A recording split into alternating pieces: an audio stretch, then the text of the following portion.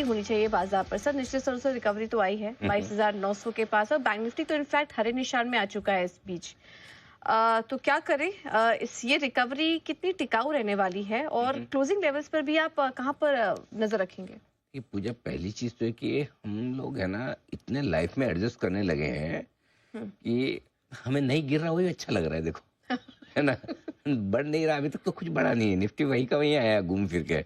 जो शनिवार का लेवल था क्लोजिंग का, शुक्रवार का, उसके बावजूद हमें लग रहा है कि नहीं नहीं हम कितने अच्छे हैं, लगना भी चाहिए। और बैंक निफ्टी थोड़ा 60 अंक भी ऊपर है तो भी अच्छा हाँ, लग अच्छा रहा लग है। रहा है। देखिए 200 पॉइंट नीचे से रिकवर हुए, आजकल तो हाँ, रिकवरी ही अच्छी लगने अच्छी लगी लग है। रही है। गिरे नहीं, वही अपने आप में लाइफ में अचीवमेंट है, राइट। मतलब ये तो ऐसा हो गया कि बच्चा है ना, पास होने की तो उम्मीद ही नहीं, एग्जाम दे के आए वही बड़ी बात है। वैसा वाला हाल के एग्जाम में तो बैठा, फेल हो गया तो हो गया। अ, दो तीन चीजें हैं इस रिकवरी में जो ध्यान में रखने वाली बात है। सबसे पहले आती है निफ्टी की बात करते हैं। आज का लो है 22,725, एग्जैक्टली 200 पॉइंट वहां से आप ऊपर है। 725 750 के आसपास का इंट्राडे स्टॉप लॉस था, मतलब वो फ्रैक्शन ऑफ मिनट के लिए, एक आध मिनट के लिए नीचे रहा होगा, 2-4 मिनट के लिए मान लो। सो इफेक्टिवली 750 के नीचे रहा नहीं बेसिकली। सो अगर किसी ने इंट्राडे स्टॉप लॉस ट्रिगर नहीं किया तो ठीक है। बार बार एक चीज है, 2-3 बार इसने 22,800 के आसपास पहुंचने की कोशिश की।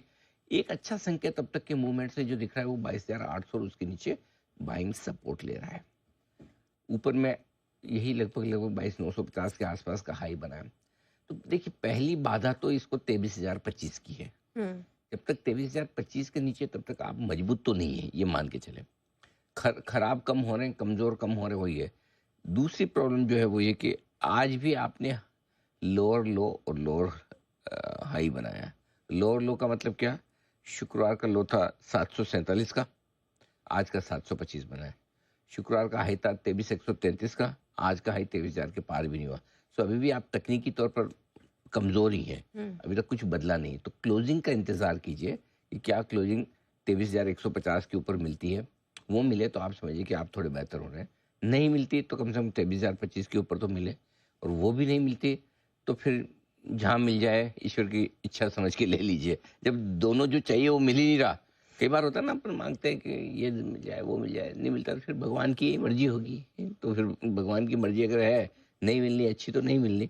सो कम से कम 23,000 25,000 23,150 की दोनों में से जो मिले उसको देखते हैं। हाँ, वर्स्ट केस सिनेरियो में 22,825 के नीचे की नहीं चाहिए। उसका रीजन है कि 27 जनवरी के आसपास का जो हमने लो बनाया था वो 22,825 की क्लोजिंग थी, 22,829 प्रिसाइजली। उसके नीचे की ना मिले तो बेहतर है, उसके नीचे की और ज्यादा कमजोरी के संकेत साफ हो जाएंगे। अब आइए बैंक निफ्टी। 48,500 के आसपास सपोर्ट लिया है बैंक निफ्टी ने। आज हमारी रेंज भी वही थी, 48,575 750 की रेंज में, एग्जैक्टली वहीं से घुमा। तो बैंक निफ्टी अभी भी फ्रेश कमजोरी नहीं दिखा रहा। मूड माहौल के साथ थोड़ा तो नीचे आना पड़ेगा इसको भी। लेकिन बैंक निफ्टी अगर 49,000 के ऊपर बंद होता है तो ठीक है, नॉट बैड। कम से कम 48,700 के नीचे बंद होने पर ही समस्या है, ये बैंक निफ्टी में ध्यान रखिए। और ऊपर में बैंक निफ्टी अगर आपका 49,600 के ऊपर बंद होगा तभी थोड़ा एक्शन आएगा, तो अभी दूर है। सो कुल मिला के बैंक निफ्टी न्यूट्रल है, निफ्टी अभी भी हल्का नेगेटिव साइड पर है। अब आइए mid cap small cap share. ठीक है, कैसा दिख रहे हैं? लालिश। 140 पॉइंट नीचे हो गया। अभी अभी तो ग्रीन में आने की कोशिश की थी, थोड़ी थोड़ी दिखी हुई थी green. Mid cap small cap शेयरों में अभी भी थोड़ी समस्या ज्यादा वही है। वहाँ अभी तक भी संकेत पूरे, क्योंकि आप अभी भी देखिए तो मार्केट में ये आपको सुनने को मिलेगा कि इनके वैल्यूएशन अभी भी ठीक नहीं है। क्योंकि अब आप वैल्यूएशन फिर से कंपेरेटिवली आप लार्ज कैप्स के साथ देखें तो लार्ज कैप्स भी तो गिर गए। तो मेरा समझना है कि mid cap small cap share में अभी भी थोड़ा सावधान रहना चाहिए। इसलिए ऐसा नहीं कि भाई कहीं जोर से घट जाए कर जाए, तो वो थोड़ा सा ध्यान रखिए। सो बस ये अपनी स्ट्रेटेजी रखना है, रिकवरी दिखे तो सिर्फ और सिर्फ लेना है तो भी लार्ज कैप। ऊपर में रुकावट के लेवल पे आप बेचते भी रहिए। अगर कल के हाइस के ऊपर आज बंद होंगे तब ट्रेंड में बदलाव होगा, जो अभी तक दूर दूर तक दिख नहीं रहा। सो थोड़ी रिलीफ ले सकते हैं, लेकिन कॉन्फिडेंटली ये ना आ जाए कि बस सब कुछ ठीक हो गया यार बढ़िया है। अभी तक ऐसा कोई संकेत नहीं है। तो सर बाजार पर एक बार राय, आपका व्यू और कोई अगर स्ट्रेटेजी है तो वो भी समझाएं। है तो मामला ढीला ढाली है, बस थोड़ा रिकवरी निचले स्तर से देने की कोशिश तो कर रहा है। बताएं सर।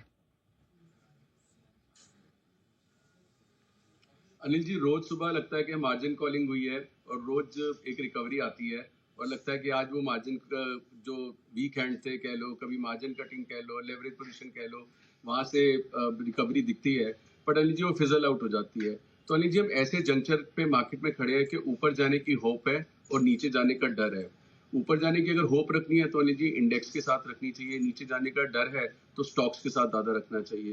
तो अनिल जी रिवर्सल अगर होगा, जो कि लगता है कि मतलब एक 23,100 या एक बेस्ट केस सिचुएशन 23,300 लगती है जो बीच बीच में, उसके लिए अनिल जी एक ट्रेडिंग बेट जरूर ले सकते हैं। मैं आपसे एक स्प्रेड शेयर करूंगा, but otherwise Anil ji stocks में जिस तरह का पेन है, ये तो अनिल जी मैं कई कई हफ्तों से बात कर चुका हूँ कि ये फेज अब हमारे को एक्सेप्ट कर लेना चाहिए कि लंबा चलेगा।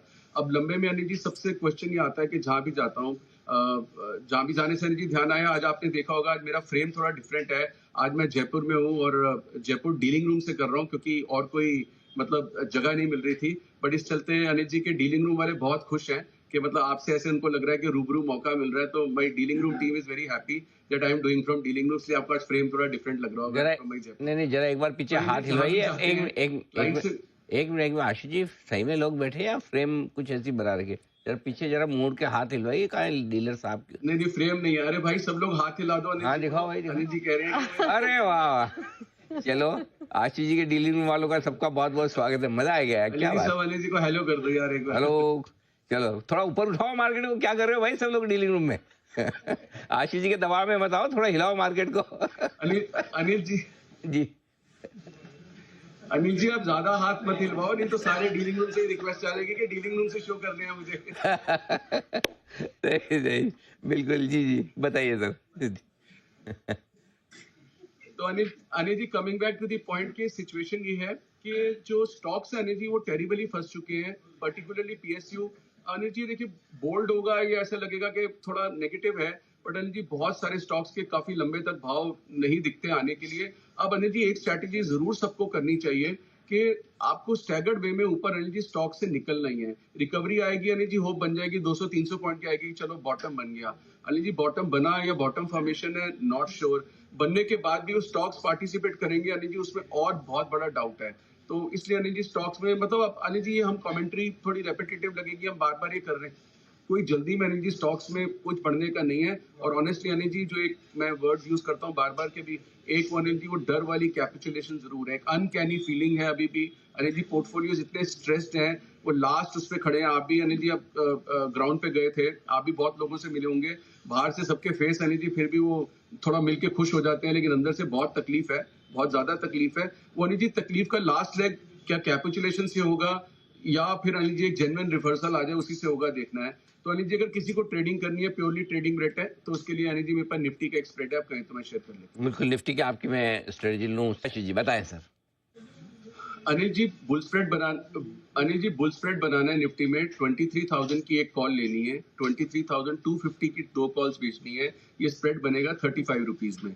मैं फिर रिपीट करता हूँ जी, 23,000 की एक कॉल लेनी है और 23,250 की 2 बेचनी है। स्प्रेड बनेगा 35 रुपए में।